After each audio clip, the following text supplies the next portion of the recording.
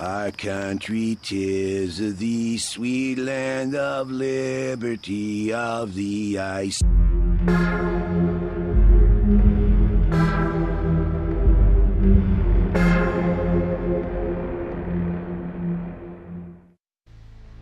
Welcome to the Game Dungeon. Today we're looking at Deus Ex. This is a game I've been meaning to cover for a while, and a new Deus Ex game is coming out soon. So I thought now's as good a time as any to talk about the ones that came before it. Now this is a famous game, and I'm sure there's 100 other videos on it. So why am I making one? Well, I think this is a pretty significant game, and I guarantee I'm going to say some things you're not going to hear in any other review. In fact, I'm kind of surprised that as well known as this game is, what isn't discussed about it. So I guess that's my job. Let's go. So the game starts off and two guys are talking to each other, making a lot of references to events we know nothing about. It's obvious something is happening, and these guys are probably important, and they're manipulating a disease, but that's all you really know. Now I admit, I can be kind of dumb sometimes when it comes to spy movies or political thrillers, where I honestly lose track of what's going on with the plot. So I might never be completely sure what happened, but it looked cool. Well, by making all these references to things we know nothing about right away, Deus Ex is taking that approach a little bit to the story. Have you talked to Smithers about Project Kneecap since the London riot? I think we should go ahead on phase 2 of the experiment. O'Reilly won't know what hit him until it's too late. Foxfire is doomed. Now, having played this game a couple times, I have the benefit of understanding it now, but there's no way to not be a little lost just starting out. And with that, we begin. And here we are. Deus Ex takes place in the near future. We get conflicting information as to when, but future games retroactively decided this is the year 2052. So we're going with that. We start off at the docks on Liberty Island in New York, and a figure comes to greet us. Okay, things get confusing fast, so I'll try and explain what's happening. This is our character's brother, and he's welcoming us to our first day of work at UNATCO. UNATCO is a peacekeeping organization, sort of like a cross between NATO and Homeland Security. Now this is an interesting first day because terrorists have descended upon Liberty Island, hijacked a drug shipment, taken a UNATCO agent hostage, killed some UNATCO troops, and are armed with militia members inside the Statue of Liberty. So my job is to go in solo and apprehend the terrorist leader. Okay, I have to stop right here and say this would never ever happen. Another thing I should mention is that Liberty Island is also the headquarters of UNATCO. So this is on their front doorstep. So let's be clear, we're sending in a day one rookie agent by himself to resolve a hostage situation with armed terrorists right outside our headquarters. Now granted, JC Denton here has cybernetic enhancements, so he's a little more capable than the average soldier, but guess what? So do two other senior agents ready to go. I wasn't exaggerating. He's our best agent. Yeah, that's your boss. He's talking about him, not you. This would be like if armed terrorists took an officer hostage across the street from NYPD headquarters, and we sent in a guy who had top marks in the police academy, no actual experience, to handle it all by himself, even though he had SWAT teams ready to go. Anyway, it's not a big deal, but I had to point that out. This isn't even obvious from the get-go anyway. You don't find out that you're actually at UNATCO headquarters until you bump into it later in the game. Now, if you're astute, you'll put the pieces together and things will click. But if you're like me, this will feel more like a dream sequence, where you're not exactly sure what's going on here. But it's a good dream sequence. Deus Ex's approach to the storyline is to spin you in circles a few times, give you a smack on the head, then send you on your way. So off we go. Let's go stop some terrorists. The gameplay on this first level is actually very representative of the entire game. Deus Ex is not a game you can go in guns blazing. Here, watch. Ah! Now this is what I signed on for. Yeah, I'm dead. The gameplay on Deus Ex is somewhere in between a normal first-person shooter versus real life. You can only take a couple hits before you're dead, less if you get hit in the head. So this game encourages you to play carefully. In general, acting like a serial killer out of a slasher movie where you pick off unsuspecting victims one by one before you slink off into the shadows is going to serve you well in this game. It even lets you move the body so as not to alert everyone else too quickly. My kind of game. Now, you can just sneak past people, but that becomes an increasing pain in the ass later. Alternately, you can try for non-lethal takedowns, but that's not always an option, and frankly, it's harder. If you shoot someone with a tranquilizer dart, they kind of behave like they would in real life, which is to say they run around screaming for a good chunk of time, alerting everyone in a radius around them, maybe setting off an alarm until they finally collapse. Also, look at these cyborg guys. They self-detonate as soon as you take them down. There is no non-lethal takedown of these guys. I've heard it's technically possible to beat this game without killing anyone, but it involves game exploits that make some areas much more difficult. While your brother is always whining about how you shouldn't kill criminals with guns who are shooting at you, the gameplay suggests otherwise. So if you just imagine yourself as Jason from Friday the 13th, except with a badge and gun, then that's the sort of mentality this game is optimized for. Even then, this game isn't all cookies and ice cream regarding the combat. You start off barely being able to hit a target 10 feet in front of you, then there's this small delay between each shot, so you never have true semi-automatic control. But I actually love how the aiming is handled in this game, because this is also an RPG, so you can level up your skills to get better. Because let's face it, whether you've never picked up a gun before or you're a seasoned veteran, your bullets should still hurt. A lot. But aiming, that's something that ties in perfectly with an RPG formula. I wish every RPG that had guns handled it this way. Progress is a little slow in this game, but it's slow in the best possible way. Because there are people to talk to, new areas to explore, conversations of enemies to overhear before you murder them, and so on. All this combined with the hazardous combat makes it feel like an accomplishment when you move forward in this game and just adds a sense of significance to everything. Besides being able to talk to everyone you see, you can also read emails, newspapers, book excerpts, public bulletins. The game is chock full of content. It almost rivals an MMO.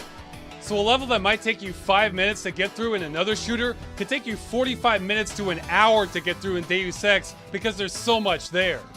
So back to Liberty Island, I rescue the Statue of Liberty and apprehend the terrorist leader. He surrenders because my trench coat is better than his, and he has no hair. What? Anyway, from here, I get new orders to track down a drug shipment, and the game just keeps expanding more and more. I get to deal with hostages, fighting in the street, hostages, shantytowns, hostages, and pimp cleanup. That's another thing about Deus Ex, is that even though this is in the future and you have cybernetic enhancements and occasionally see military mechs walking around, the vast majority of the game doesn't look that far-fetched. I mean, hey, the slums of New York still look crappy. Who could have guessed? Cops stop you, bro. Don't talk back. Tonight they just shoot your ass. See, that's just like today. Now, I have nothing against going super futuristic looking in other games, but in Deus Ex, this helps ground you and adds a small touch of realism to things. Although I think the number of rats in the hotel lobby is a little high, even for New York. Also, while we're here, I want to point out Smuggler's Den. When I first played this, I always thought this felt a little tacked on in terms of the design. This is a 100% optional quest area, it doesn't affect the main storyline, and it gives you a short extra mission that you can't access by any other means. Looking on this now, I can see this actually follows a DLC format. It's short, but not super short, and it's very modular in nature compared to the rest of the game. It may sound dumb, but this is actually one of my biggest issues with DLC and story-driven games. Deus Ex is one cohesive experience. It's great, you can get lost in this world. But when you turn something into DLC, just having a reminder that you can buy the DLC rips you out of the immersion a little bit, or at least it does with me. Even if you've bought the content ahead of time, the damage is still done because it's already primed you mentally to remember that this is a game, not some other world.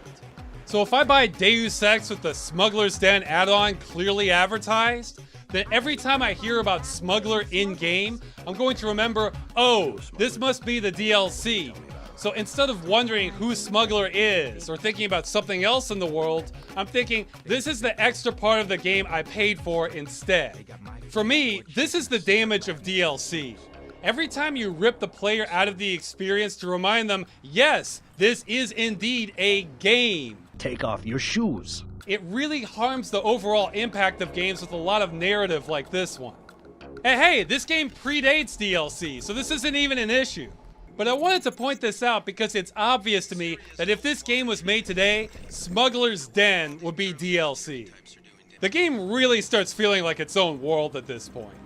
Besides a bar, clinic, hotel, subway, there's also a wealth of side alleys, warehouses, rooftops, hidden underground passages, and all along the way, as many homeless people as there are pigeons. And these are just the ones out on the street.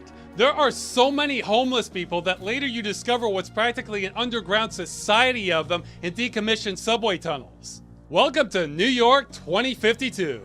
Land where my fathers died, land of the pilgrims. From here, the plot takes some turns and you go on a globe-trotting adventure, following up leads, and I forget why you're going everywhere you do. See, this game is so large that by the time you get to a main plot point, you've seen so much of the world around you. If you're not careful, you can lose track of why you were doing what you're here for in the first place. The presentation can leave you spinning. Like, I'm supposed to do favors for this guy because he wants to help out the local gangs by giving them better sword designs. Now, I do owe him because he saved my life, because I betrayed my organization because my brother got info from some guy saying he found evidence that my bosses took bribe money and maybe were involved with some shadier stuff. I want to emphasize that at no point prior to my betrayal do we have proof of this. It's literally just an email from my brother saying he has proof, but we never actually see it. It's all hearsay. It seems like it would make more sense to just report that to other authorities. Or hell, just resign from your job?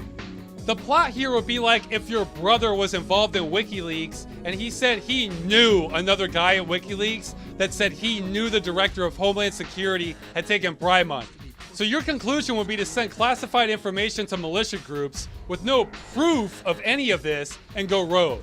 Now, even if WikiLeaks is right, that still doesn't seem like the correct course of action. And more importantly, you see how I got off the topic as to why we're helping some local Chinese gangs? That's Deus Ex. But this guy did save my life, so I owe him. But even then, us stealing some sword design seems really aimless compared to everything else that's happened up until this point. Besides just doing some locals a favor, I don't even know what I'm doing anymore. I'm practically wandering aimlessly. But the world is so fleshed out and the gameplay is just fun, so you just go with it.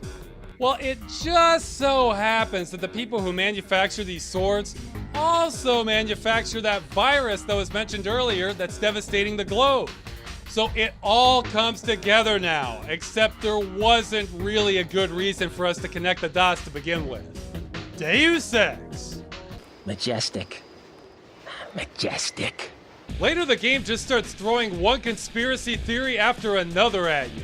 With the Illuminati, the Templars, Area 51, lab-made mutants, Men in Black, okay, self-aware AI, Roswell aliens, world domination, and of course ends with a plan to either control or blow up the internet. It's a bit of a mess, but the game is so much fun the whole way, plus there's a little more going on here that I'm going to come back to. So, in Deus Ex fashion, let me give you a chance to forget what I just said, and let's talk about the music. The music in this game ranges from okay to simply amazing.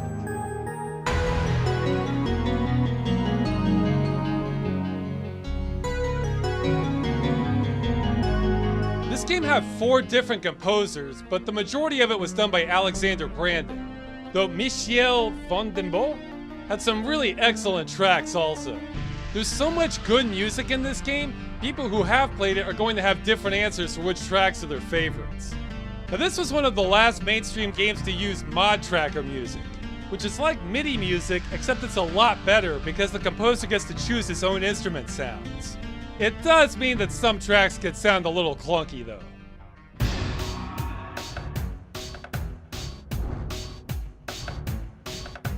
Clunky is really a good way to describe this game, actually. Even at later levels, the combat is never what I would call smooth or fluid. Everything's a little rough around the edges. Why do I need a timer when I read emails? Why do I jump like a senior citizen?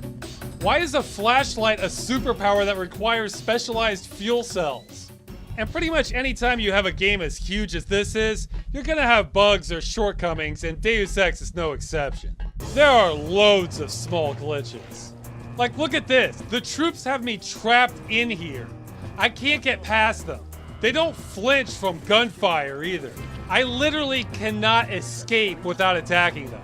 Yeah, that's bound to make me popular with the Coalition. This is also a game where if you're trying to break it, you absolutely can.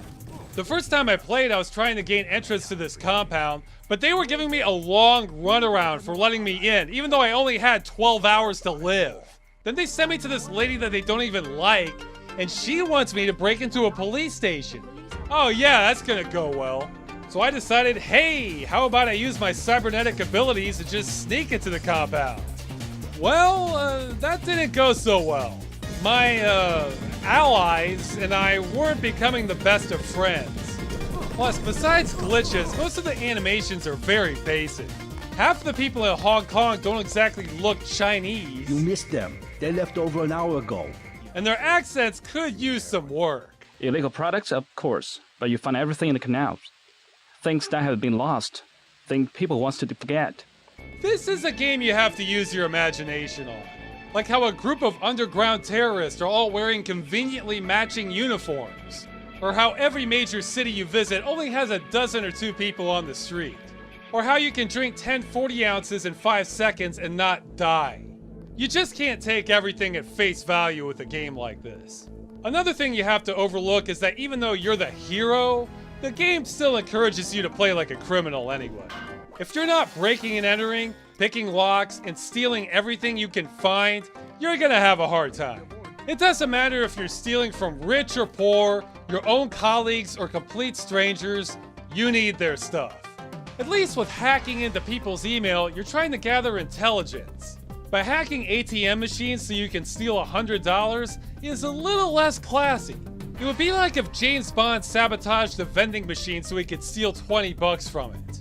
This isn't a good game to overthink, or at least not the gameplay. But for all its quirks, it does so many little things to make it seem real. Even simple things like breathing animations add a lot. And it may look simplistic now, but this lip syncing goes a long way towards helping to immerse me. Or hey, if you shoot a foot soldier a couple times, guess what they do? They run away. They don't come back either. That's because they are scared for their life. How many first-person shooters do that? Things like this add up. Now I should probably mention that because this was made on the Unreal Engine, which is highly moddable, there have been some serious mods made for this game.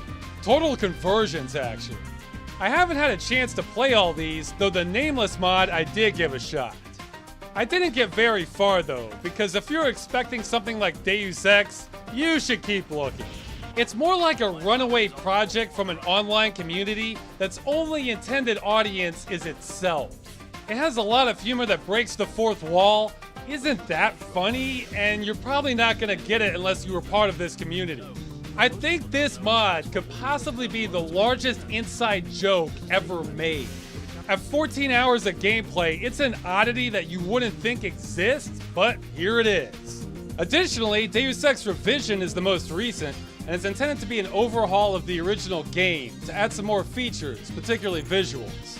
This one reminds me a little bit of George Lucas going back and altering the original Star Wars in order to enhance it. Although that's a little unfair because I think this mod respects the source material more than Lucas did. Some things are better, others are questionable. Like if you look at your boss's office here, it's looking a lot more posh now, but who would position a luxury office so everyone has to approach you from the side? The original has a wall separating things. You're always facing him. That's bad feng shui. Also, look at the beginning here. Let's stop for a minute and imagine what happened just before this conversation took place. Did they decide, hey, let's both stand inside the middle of this information terminal because it will feel cozier? This mod really accentuates how much thought was actually put into the original's level design. A lot of areas start feeling too cluttered and you lose track visually of where you should be focusing your attention. So not bad, but I would still recommend anyone new to just play the original first. And while I'm talking about the Unreal Engine, I have to point out that Deus Ex used a trick the original Unreal did, and that if you get close to a wall, you can see a secondary texture emerge. So on wood, you can see the grain. On paintings, you can see the canvas texture, and so on. Now, unlike Unreal, which did this on almost everything, Deus Ex only uses this on some textures. But this was so far ahead of anything else for years. It meant when you got close to something, it wasn't a complete blur fest. Usually. Okay, now I'm skipping huge aspects of this game, probably more than any other game I've covered. But I want to keep moving because I want to circle back around on something. While it's far from perfect and has a lot of shortcomings, Deus Ex is a great game by pretty much any metric. Yeah, all-time favorite of mine. No surprises there.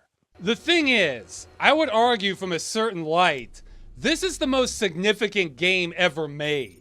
And it's for none of the reasons I've discussed so far. I need to talk more about the story, because this is where I think most of the game industry doesn't realize what it has with this game, or else can't talk about it fully because they have to stay more objective.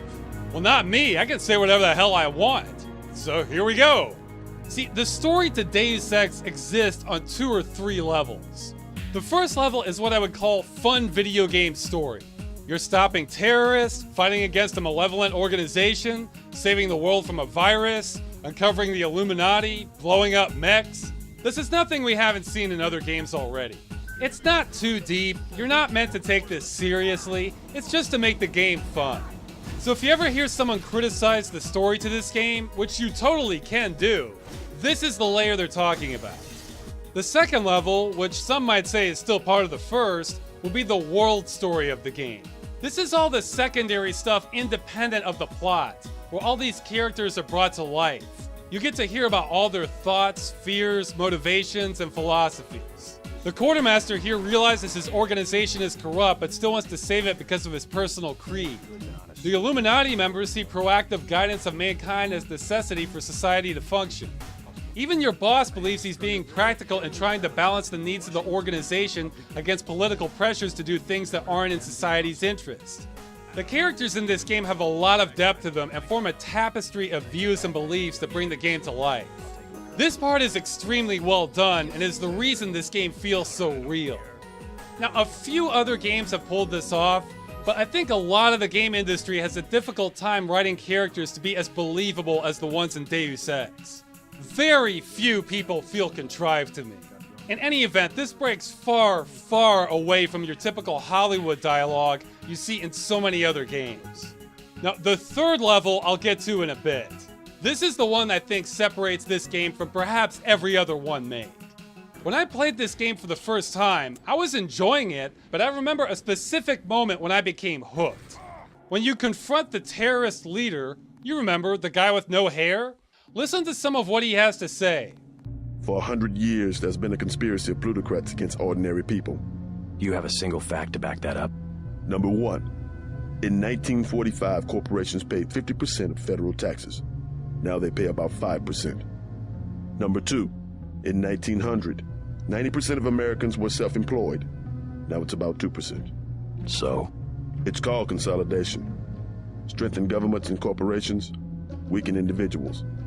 With taxes, this can be done imperceptibly over time. I became very interested in this game after hearing that. So yeah, that makes me kind of a nerd getting excited that a game is talking about tax rates, but that's because I knew what he was saying was actually true.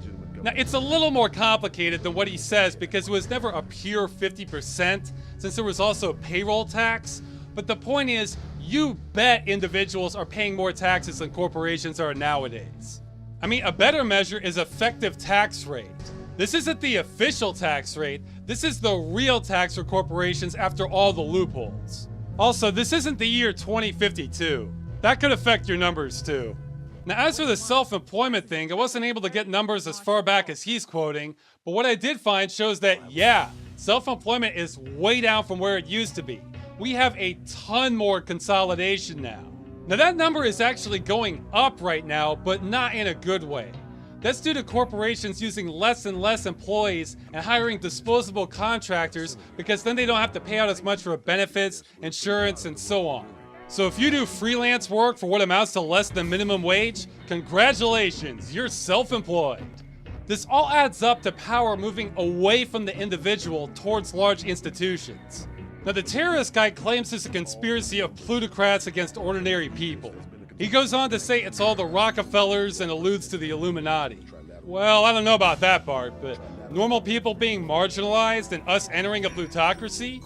Yeah, right again. Now, I'll run through this as fast as I can because I don't want to bore people. See, I'm not currently occupying the Statue of Liberty with an armed militia, so it's harder for me to get an audience than this guy, but here we go. Besides the stuff he was talking about, there are so many metrics you can look at that back up what he's saying. How about wages as a percent of GDP? Yeah, that's been going down. So when you hear the economy is great, well, that's nice. That means some shareholders making bank. Probably not the actual employees of a company. And hey, surely we're not living in a plutocracy. I mean, we can vote, right? Well, guess what? 91% of the time, whichever candidate has the most money is the one that wins. So if you're an informed voter and weigh candidate platforms, that doesn't matter. 10 times out of 11, the only thing that matters is how many ads Joe Voter sees. And you can buy that. Want to know who's going to win the next election? Money. That's who's going to win. But you might be saying, hey, those officials can still represent us, right? Well, no, not really. There's a famous study floating around showing that over 20 years, almost 1,800 policy outcomes were analyzed by financial influence, and it showed that average citizens have statistically no influence over policy decisions, whereas wealthy individuals and business interests had a significant amount. Even though politicians are elected to represent the people, they really only represent the people who pay them the most. That might be why over half of Congress is composed of millionaires. Now, I'm focusing mainly on the USA, but stuff like this is manifesting itself globally in different ways. Like, hey, did you know it's been deduced by analyzing bank data around the world that there is at least $21 trillion in secret offshore bank accounts that aren't subject to tax? Yeah, I didn't say that number wrong. It's 21 trillion, and that's showing us the most conservative estimate. It could be 31 trillion, and that was back in 2012, so it's probably higher now. And don't get this mixed up with a completely different study in 2015 showing US corporations as holding 2.1 trillion in offshore banks to avoid taxes. That's small time compared to what's out there. So, yeah, back to Deus Ex. Seeing this in a game kind of blew my mind. Not because I never heard this stuff, but I had never seen this in a mainstream game presented with actual facts. You almost never see this stuff on the news, or if it's in popular media, it's been simplified or distorted to the point where it might as well be a kid's cartoon. Meanwhile, here's Deus Ex just slipping it in the middle of a really great game and subtly showing how some of this works. There are reasons you see homeless after homeless after homeless person. This is where a plutocracy takes us. Now, unlike Deus Ex, I don't think our current plutocracy transition is the result of an Illuminati conspiracy. I think it's more that ruthless, rich people tend to think alike, and what we're seeing is a concerted effort of many powerful individuals independently manipulating the system to achieve their ends. So it's not a secret order with rituals and shit. That would be kind of cool. No, it's more like a ruling class. See, a rich person with an agenda pays lobbyists to influence politicians to get laws passed that further his agenda. That politician gets re-elected because he has the money, and the cycle continues. Now, unlike Deus Ex, that agenda isn't to take over the world. At least, I don't think. Instead, it's usually some flavor of changing laws so that businesses said person owns or is invested in become even more profitable, at the expense of pretty much anything else. That's the important part. That's what leads to all the other problems. And by rich, I'm talking Scrooge McDuck or Richie Rich, rich. If you're not on a first name basis with multiple representatives on the national level, you're not even on this chart. And meanwhile, besides fueling politicians, said rich person may simultaneously fund media organizations or think tanks to promote narratives or even propaganda to try and get the rest of the public thinking the way they do, or at least suppress or obfuscate dissent. Hey, to add to No Hair's fact list here, in 1983, 90% of American media was owned by 50 different companies. Today, the same 90% is controlled by 6. So that means if there's any agenda the people running them happen to agree on, they can direct the attention of the whole country towards that. Or more importantly, away from something they don't want discussed. With that kind of influence, you can affect the flow of history. Deus Ex. Now I know this is getting long, but the game goes a step further. When I first played this game, I thought it was great, but I remember thinking so many references to terrorism seemed a little over the top and almost preachy to the point of detracting from the game. The Statue of Liberty has been bombed by terrorists. There are frequent news bulletins on terrorism. You work for an anti-terrorism agency. Terrorism, all the time. And then 9/11 happened. It's important to remember this game was made before 9/11. Okay, for anyone younger in the audience, I need to explain something. Hearing news commentators, politicians, and the media in general talk about terrorism all the time didn't used to be normal, at least in the US. Prior to 9/11, the average person heard about terrorists more from Arnold Schwarzenegger movies than they did from the mainstream media. I mean, they would still cover events, but it wasn't like clockwork multiple times a week, if not every day. But since 9/11, it hasn't stopped.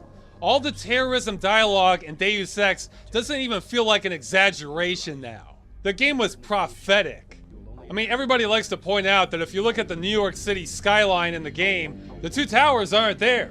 Now this is just a coincidence. The real reason is because of a texture size engine limitation. But man, that sure goes a ways towards future-proofing this thing. But back to terrorism. The way we talk about terrorism now, you'd think it's the largest problem on Earth. Now, I have to be careful what I say here because this is the internet, so let me be clear. Terrorism is a problem and should be fought. But hear me out. It's impossible to get an exact number, but we currently spend approximately $100 billion a year combating terrorism. But any given year, more people die from being hit by lightning than from terrorism. Most years in the US, you're more likely to die from bee stings. However, the thing with security is you don't see what you prevent. So you might think 100 billion a year is reasonable. After all, almost 3,000 died from 9/11. But here's the thing. There's public evidence that the CIA knew an attack from Al-Qaeda was imminent as early as spring of 2001. They repeatedly tried to warn the Bush administration an attack was coming so that they would put the government on high alert, and during that time there were some Al-Qaeda contacts that slipped through that likely wouldn't have if we had been on high alert like they advised. The Bush administration, however, did not take these threats seriously. Now this is speculation, so we can never know for certain, but there is hard evidence showing that if someone besides Bush was president, or if he simply took the CIA seriously, the 9/11 attacks might never have happened. Let that sink in for a minute. It's almost as if we're living in an alternate bad timeline. Although we did dodge the Cuban Missile Crisis. That would have been worse. Man, I try to avoid politics in these videos, but I can't for Deus Ex. It's just too relevant. In a former life, I was a mule dragging a stone plow up a hill in northern Thailand. The point of all this is it wasn't a lack of resources that led to the 9/11 attacks. But none of that mattered. After 9/11, we ushered in the Patriot Act, Homeland Security, the TSA, we invaded Iraq, we added counter-terrorist funding for local police, and the media has not stopped talking about it since. We also lost some constitutional rights in the process, are spending $100 billion a year on this, and it's not clear we're any safer than before all this happened. In Deus Ex, UNATCO is formed after the Statue of Liberty is bombed. Just like the 2 towers, this is super symbolic and mobilizes Congress to set up a new agency to tackle the problem. But why are we setting up all these new agencies and spending $100 billion a year when all we needed to do was let the CIA do its damn job? Because there's $100 billion a year to be made on this stuff. Back to this chart, guess who some of these rich people are? Defense contractors. Like Tony Stark, except without the morality. This is what's known as the military-industrial complex. Essentially, if we're not at war with somebody, somewhere, then they're losing money and they can't have that. So this is all the same thing as before, except this one involves the military. So terrorism is our new global enemy, and it needs to stay that way so that Obadiah here can keep getting a slice of that 100 billion. And not just him, everyone who works at Stark Industries or is connected to it. It's self-perpetuating. And as a bonus, the more time goes on and you start hollowing out society, you might actually see some homegrown terrorists trying to fight the system, like the NSF and Deus Ex. And that in turn increases the demand for more of a counter-terrorist economy. It just keeps going.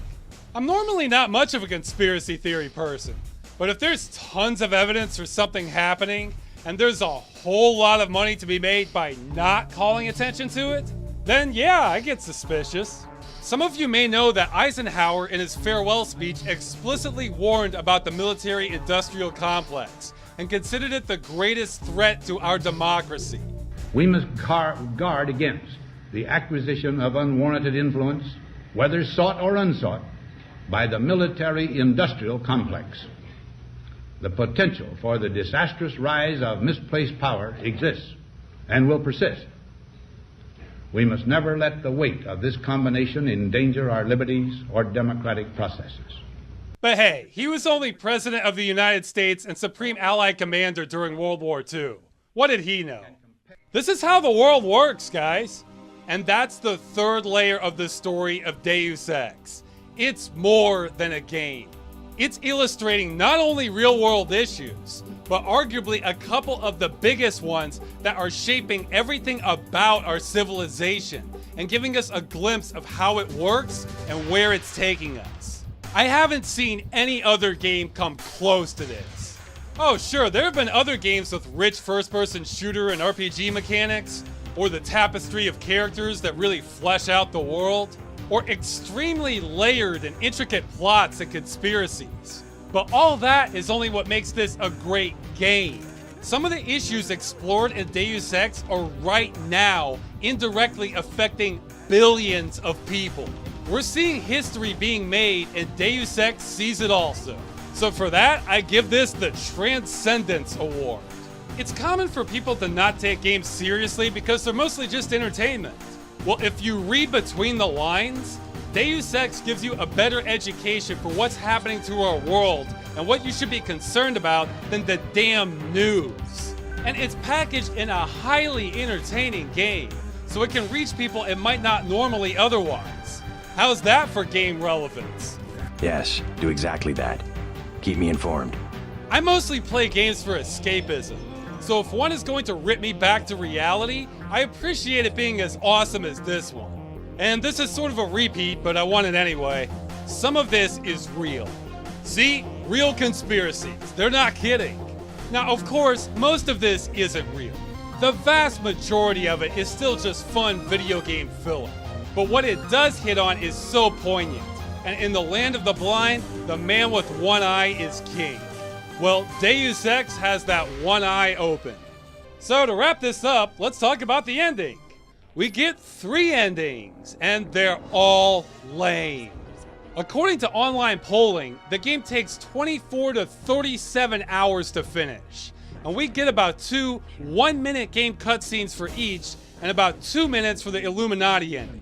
They're mostly just standing around talking, saying, gee, it sure is good we picked the ending we did, except for the Tracer Tong ending, which has hardcore action. Oh yeah.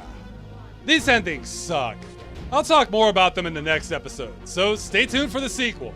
Okay, I guess I'll just end the episode with as much effort as this game put into its ending. Deus Ex.